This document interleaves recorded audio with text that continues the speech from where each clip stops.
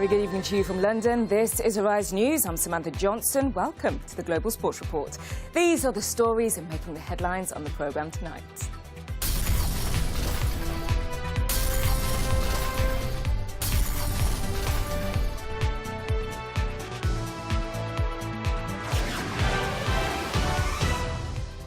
Africa Cup of Nations shock as Ghana beat tournament favourites Algeria. But complaints about the facilities at the competition, Tunisia's players are forced to wash in a swimming pool. And Brazil's stadium crisis, just 7 months after the World Cup finals. Plus, why this player has created a first in the women's football game. Hello from the Global Sports Report. In the next half hour, we'll bring you the major sports stories and results from around the world, and we'll be talking to our expert, Shoggy Tosh, about the latest from the Africa Cup of Nations. And that's where we start with the results from the games that have just finished. And it was a big night for Ghana as an injury-time goal from skipper Asisat Oshoala gave them a 1-0 win over the tournament favourites Algeria, a result that throws the group wide open. In the other game, Upamanyisa opened the scoring for Bafana in the second half, but the lead didn't last long, with Kara Mbochi equalising for Senegal, and it makes things very interesting in the group of death. It means that Senegal are top with 4 points, Algeria and Ghana both have 3 points, and South Africa are bottom with just 1 point, and they have to beat Ghana in the last game of the group to have any chance of qualifying. But despite that win, Ghana's boss, Avram Grant, isn't too happy with the things out in Equatorial Guinea. His first complaint was the short notice that he had to attend a news conference, who would have thought. But that wasn't his major concern. The second thing, that they didn't allow us to train close to the hotel, and we needed to drive 1 hour when Algeria could train near the hotel. They changed the venue of the training. Both of us need to train 1 hour from the hotel a day before the game. We asked to come close. They didn't let us do it. And I'm sorry to say, you need to see our bus. It's a bus we drove like a ship. We're the only team that received this bus. The other team have a good bus. So when I say good words about the organization, I want you to know the other things. You know, I didn't see in football one game without pressure. I had the same question before the first game. They asked me if we are under pressure. I don't think pressure is a negative word. Of course it's puts us under pressure, but we was under pressure also before the game. And I say to the players, there is two kinds of life. The people that are on the beach without pressure, and the people that need to play football and achieve something. Yeah, he's not a happy bunny. Sticking with football into the Asian Cup, where United Arab Emirates produced one of the greatest upsets to send champions Japan tumbling out of the tournament 5-4 on penalties.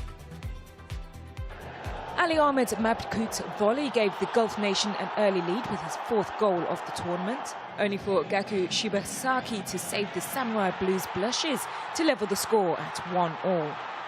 Japan looked determined to finish the tie in normal time, but continued to waste a string of chances, including this one from Shinji Kagawa, meaning it went to penalties. And Kagawa's bad luck continued as he failed to score from the spot at 4-4, leaving Ismail Ahmed to step up and score the decisive penalty to send his team into the last 4, meeting the hosts Australia on Tuesday. And in another thriller, Iraq fought back to beat 10-man Iran after the teams finished 3-3 after extra time. Now, it was always going to be a tempestuous affair between the two nations, having a long political history, and they didn't disappoint, producing one of the most entertaining games in the tournament. Iran took the lead 20 minutes in when Sardar Azmoun scored a brilliant goal, but they found themselves a man down when Mehrdad Pouladi was booked for a second time. Iraq, with the advantage of the extra man, drew level in the second half through Ahmed Yassin. And Iraq took the lead twice in extra time, only for Iran to hit back on each occasion. Reza Chouchanajad making it 3-3 and taking it to penalties. And it was down to defender Salam Shakir, who calmly slotted away, sending Iraq through to the semi-finals against South Korea. Now get this, English soccer giants Manchester United have been held to a goalless draw by a side 76 places below them in English football. It happened in the FA Cup.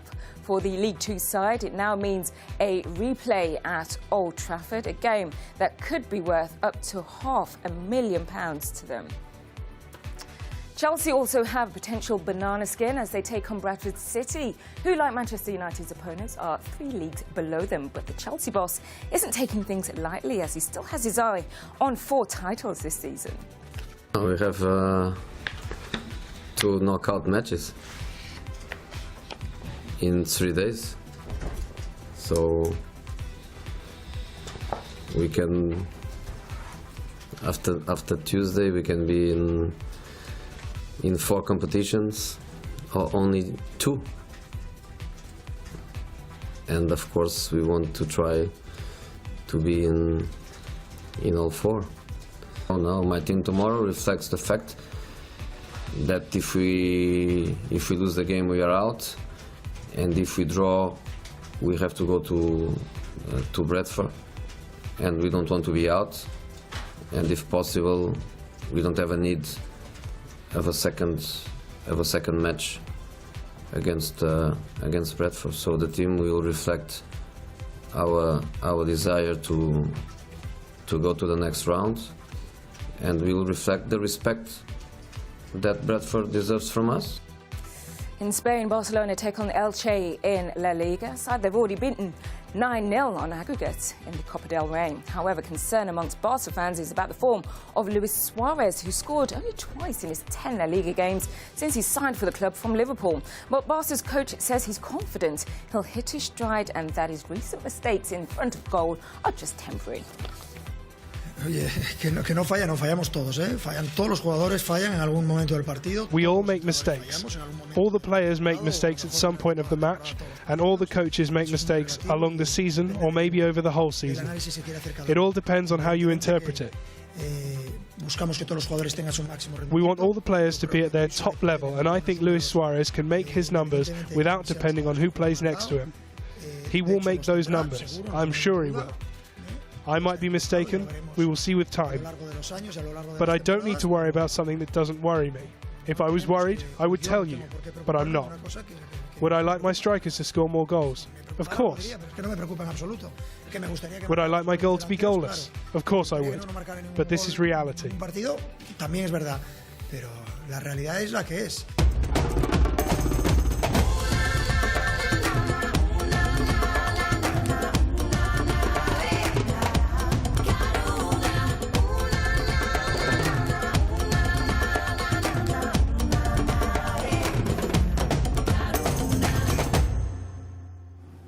Okay, let's talk Africa Cup of Nations now, and with me to discuss tonight's games is Shoggy Tosh, the publisher of Tosh magazine. Shoggy, talk to me. It's going to be a great time for Ghana. Great result for them tonight. Oh yeah, well, I was so happy for them, especially for Avram Grant, you know, who's had just a short notice, you know, to actually be the coach of Ghana. He's a very, very good coach, and I was quite. It was touching for him to say what he said about Gyan in the press conference after the game, that he's one of the best players that he has ever coached, and he's coached a lot of, you know, top players, and just so happy for them because they've been through a lot, and it looked like, you know, it was going to be a draw, and to snatch the winner, you know, at extra time, that was just so. Well, they must be happy to have their main man back. I mean, he was suffering from a bout of malaria now. Obviously, that's very serious. But to have him back and actually score the winner, I mean, what would they do without him? Yeah, I mean, normally when you have players go to Asia, you know, it's normally, you know, like a retirement plan. But he's been, you know, awesome. In the last 10 tournaments since 2008, he's scored in every tournament, you know, 10 goals. He's actually the highest joint scorer now, highest goal scorer that scored for Ghana, you know, in the African Nations Cup with 7 goals. He's joint with Ose Kofi. He's such a talisman, and Avram Grant said he couldn't actually train, so he couldn't train properly, and he just felt like he had to play. And since he's a big player, a striker, he had to allow him to play, and for him to, like, you know, be able to play full. He was about to take him off. For him to be able to play the full game and do, you know, I mean, what he did was just awesome. You could see that he just used, you know, his whole experience and the speed that he had as well, just to kind of like shoot that ball on target and to get that goal, all 3 points for Ghana. Because if they had drawn, how would it have been? You know, it would have been probably, you know, game over. Well, let's have a look at the whole team. I mean, do you think that they can progress out of the group stages to get further. Do you think they have the ability to do that? Definitely. When you look at tournament football, it's quite different to how people generally see it. You know, you have your favourites. Everyone is calling Nigeria their favourites. They're not my favourites. Why are they your favourites? If they're everybody else's but not yours, why? Well, from the World Cup, they did well, but it's more than just being highest ranked. Do you understand? Tournament football is totally different. You can come in peak, and then you play very well, probably in the group, and then just lose form, you know, when you get to the knockouts. And you might come second in your group and have a tougher, you know, opponent that you play in the quarterfinals, and you could be knocked out. I felt like they needed more time to gel together. That's, you know, I would have rated like probably Ivory Coast. No, I can't before wait for the that. tournament, and Ghana as well, you know, and even Senegal, you know, I would have rated them, you know, above Algeria, but we'll see how it goes anyway. But with Ghana, I'm so happy, you know, with what they've been able to achieve so far. Well, you heard Avram Grant a little earlier on. He wasn't too happy about the conditions, and he's not the first person to actually complain about the conditions out in Equatorial Guinea. Now, isn't it a bit harsh to actually come out and say that about the country, considering they only had a few months to put it all together? Especially when you look at the Nations Cup in general, there's so much has been going on, and when you're in a tournament, you just want to focus on the football. So you don't want to, don't want any other distractions. There's been the Ebola, you know, the screening and what have you, and so many other things. And yeah, I mean, Equatorial Guinea is a small country. They didn't have enough time, to obviously prepare, and if it wasn't for them. Where would you go? Exactly. So you should be grateful that you've got a tournament going. Exactly, and it's quite funny because, like, you have some coaches that are saying, "Oh, this is one of the best, African Nations Cup that we've ever attended." Like Zambia, and what have you. And then you're having like other coaches that are saying like, "This is dreadful." Some don't have good hotels, some do. Yeah, I mean, Tunisia said that their players had to wash in their hotel's swimming pool. Now, is that true? I mean, is that exaggerated, or maybe it was just, I don't know, one day or one night that everything wasn't working and then you had to be resourceful? Yeah, had to be resourceful. But we're talking about Africa, so sometimes it depends on where you are. You might need to do that. Actually, I think they had electricity cut as well and stuff like that. But as professionals, you have to just put that behind you and just focus, because that's what you need to do. It's a 2 to 3 week tournament, and if you're not on point, anything can happen. Can be on your way home. OK, well, let's have a look at South Africa now. They've drawn tonight, and they're at the bottom of the table now. Pressure's got to be on Shakes Mashaba. What's going to go on? What's going to happen? Yeah, pressure's been on him, even before the tournament, because he left Tumbelani, who's one of their top players, that plays for Ajax, because it couldn't turn up for a meeting. Although rumours was like, he knew before that he wasn't going to turn up, but before the tournament, people were like, saying, "Oh, the pressure is on him." And I know that what he did was like similar to what Keshi did with Nigeria, discipline forced and what have you. But the fans are kind of losing patience with him, because you just don't know what you're going to get with South Africa. But they've been playing good football, but good football you need resources as well. Yeah. There's so much you can do without resources, and tonight was so important for them to get resources. They were kind of claiming that Senegal, they're like a little bit slow and they will run around them, but Senegal, they have experienced players, experienced players that know how to hold back and probably counter-attack, and that's exactly what they did. It was key for them to change the keeper. They took out Kit and they brought in Mabo, who struggled at first, but he did well later on, and against Ghana, that's going to be a toughie. Yeah, I mean, what do you think is going to happen there? Do you think that they need 3 I mean, points. anything can happen. I mean, I'd hate for it to end in a 1-1. We've had a lot of 1-1 draws in this competition, but do you think that they can actually beat them and progress and maybe get through? In football, you can never say never. I know, but what do you think?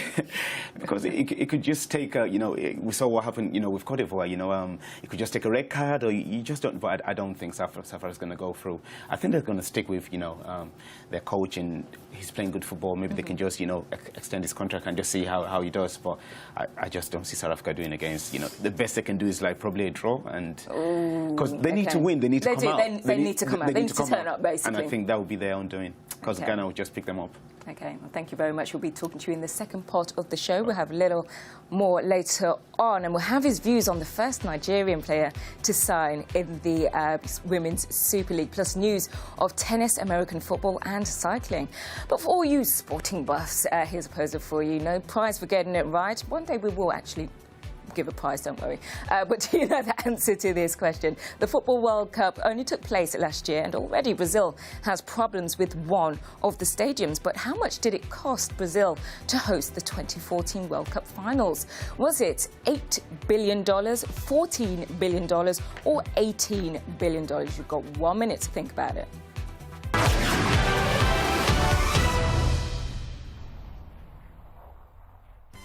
The best way to predict the future is to create it.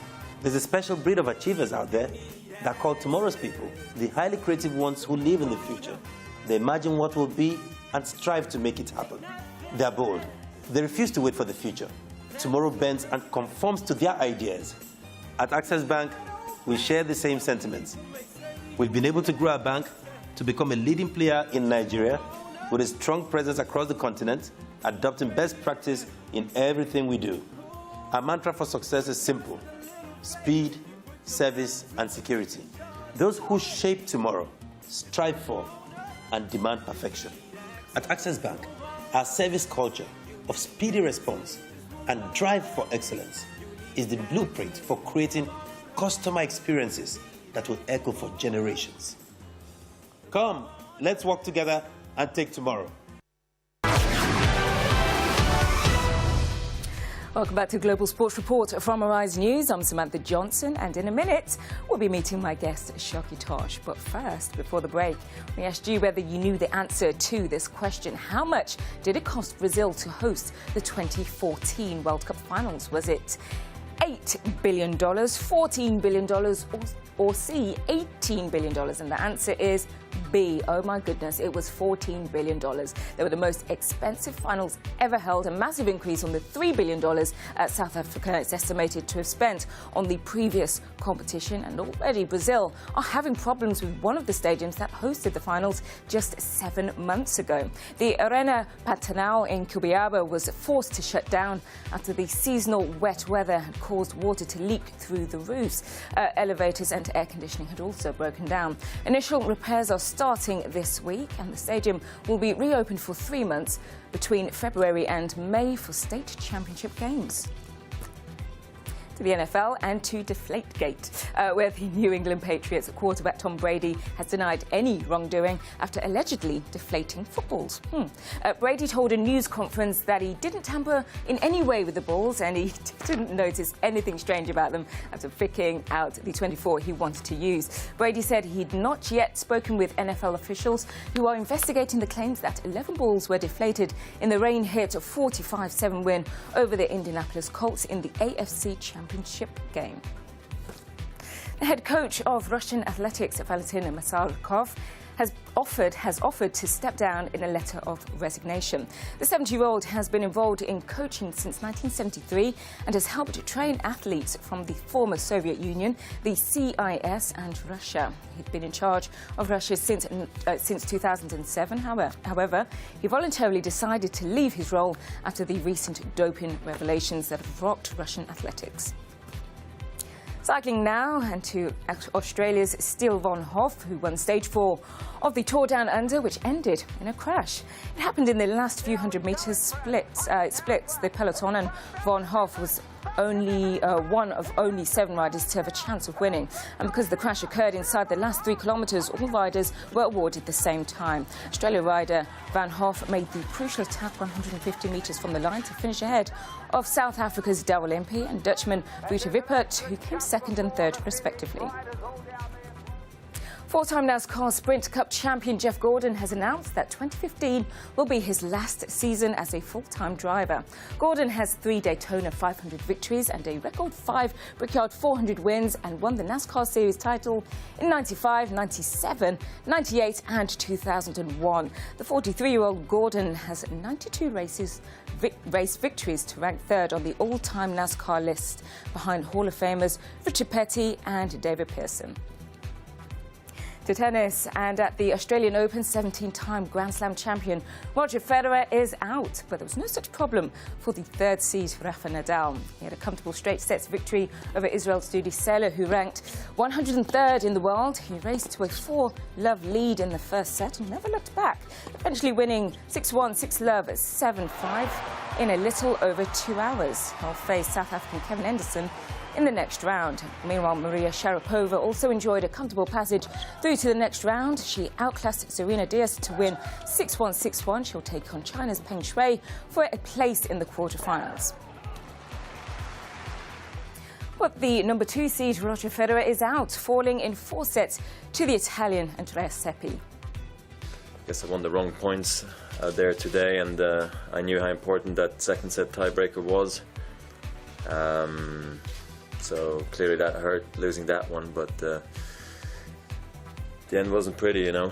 Wasn't easy to play with the shadow, but it was the same for both of us. So just a disappointing loss, you know.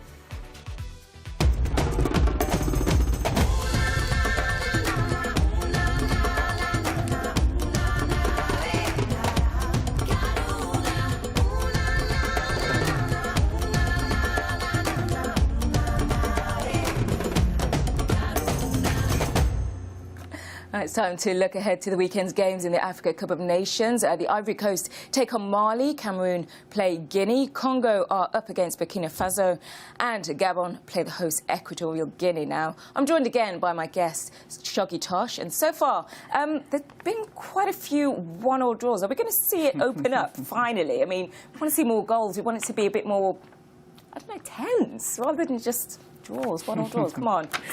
Yeah, I mean, international football nowadays is just like a little bit tighter, so people, you know, play out, you know, tactically. So, you know, especially when you're playing a tournament football, you don't want to lose too early. So you're just thinking, okay, if I can get a couple of draws or whatever and see how it pans out.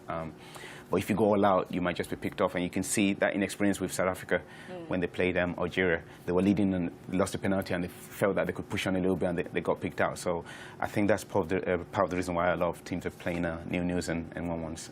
Well, tomorrow, the Ivory Coast, they play Mali, and they have a perfect record against them. They'll be without Javinha. How much... I know, don't get me started on that. How much of a loss will that be for them? Well, that's a huge loss, and Ivory Coast always defeats themselves, you know. That's the astonishing thing. They've got huge players, you know, a lovely team, but they always have issues. Early on today, Salman Kalou was talking about Drogba. You don't want to talk about Drogba right now, because like you're in the thick of a tournament where you obviously need to bring it on, and he's like talking about Drogba, you know, one of the best players. Why is he not here? And that, and I'm just questioning, you know, the spirit in the team. You know, I just wonder what's going to happen. Doumbé is coming in. Yeah. He's a good player. He scored, and he's a good team player. But you just don't know how it's going to be. Yeah. I know that records, you know, are there, but Mali are quite solid. In the last 6, you know, African Nations Cup, they've gone to the semi-finals 5 times. They just always like, you know, bring, you know, their game, you know, on board when you need them. They have maybe not too many standout players, but they play very well as a team, and I think that they're going to test Ivory Coast. Okay, well, we can actually hear from the Ivory Coast right now. Dans une compétition comme la Coupe d'Afrique, il y a parfois des équipes qui... In a tournament like the Africa Cup, there are sometimes teams who start very well at a very fast pace, and then in the second match, things slowly start to change. Gabon are a very good example of that, so we need to remain calm. But when you come up against a team who are semi-finalists at each of the last 2 CANs, you know what to expect.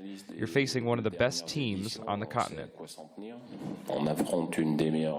Okay, that's the Ivory Coast coach there. Let's move ahead to Cameroon against Guinea. Now, Cameroon are set to welcome back their captain Stephen Mbia. Yeah, I'm sure that they would love to have him back, and I'm quite impressed with Cameroon. I was tipping them as well before the tournament kicked off, and I like what I see. They're quite solid, and you know the experience is there as well. So it'd be good to see what they do against Guinea. But wow, I'm already looking forward to the quarterfinals, which I shouldn't do. You know, I should just, you know, just enjoy it while you can. Yeah. Exactly, there's still a lot of football to to cut you off there, we can actually hear from the Guinea coach now, Michel Dossier. I would say there are similarities between Cameroon and Ivory Coast. They have fast strikers. They know how to use open space on the pitch. You're always in danger once you lose the ball against these type of teams, especially when you're in their half because they spread out so quickly. The styles are similar, and we'll have to deal with it and stay composed. Okay, well, to some more big news in women's football. Asisat Oshoala becomes the first player from Africa to compete in the Women's Super League. This is huge news. I'm so happy to hear about this. You actually know her, which I love that as well. So what's she thinking? How's she feeling about being over here playing for Liverpool? Yeah, I was having a chat with her earlier on. Actually, I had a chat with Kenneth Omeruo, who's a Chelsea player currently on loan at Middlesbrough, and he was just so happy for her. I love the Super Eagle, you know, because like in Nigeria, the teams are quite, you know, bonded. So if the ladies do well, the guys are happy. If the guys do well, the ladies are happy. And Kenneth was so happy for her to be the first African to actually come and play in the Women's League is huge. And she's come a long way. I'm not saying that kids watching should not go to school. You know, education is quite important. But for her, growing up, she had to like ditch, you know, some of her studies. And that didn't go down well with the parents, obviously. Yeah, but she's really done well. She's really done well. She's just 20 years old.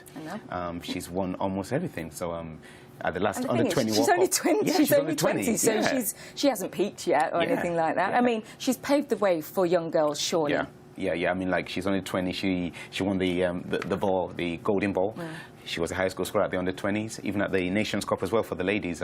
She was the second highest goal scorer. She won the best player as well, and I'm just so happy for her. You know, I'm so happy for her. Well, it's brilliant news. I'm so happy about this. Let's take a look at what's been getting the world's sporting attention on social media. Time for some more of the unusual sides of professional footballers. First up, we have Colton Cole, who put this picture of himself on Twitter, although not in the away kit. He sees himself as a superhero, though, but I'm not too sure if the fans do. He's only scored 3 goals for them this season. And up next, Peter Crouch. I love this picture. Out in Dubai, where he's pictured alongside the jockey Nathan Allison. Crouch is 6 feet 7 inches tall, and Nathan is only 5 feet tall. He did have a trial for Chelsea, but his height was against him, believe it or not. But it's probably a blessing. He's gone on to be a fantastic and successful jockey. And every night here on Global Sports Report, we like to pick our MVP, and it's no surprise we've actually gone for the African Football of the Year, the Women's African Football of the Year, Asisat Oshoala. Congratulations. I know you're watching tonight, and we'd love to have you on the show to talk about your journey. You are truly an inspiration to young girls and women out there. That's it from this edition of the Global Sports Report here on Arise News, but keep it here. We'll be back tomorrow.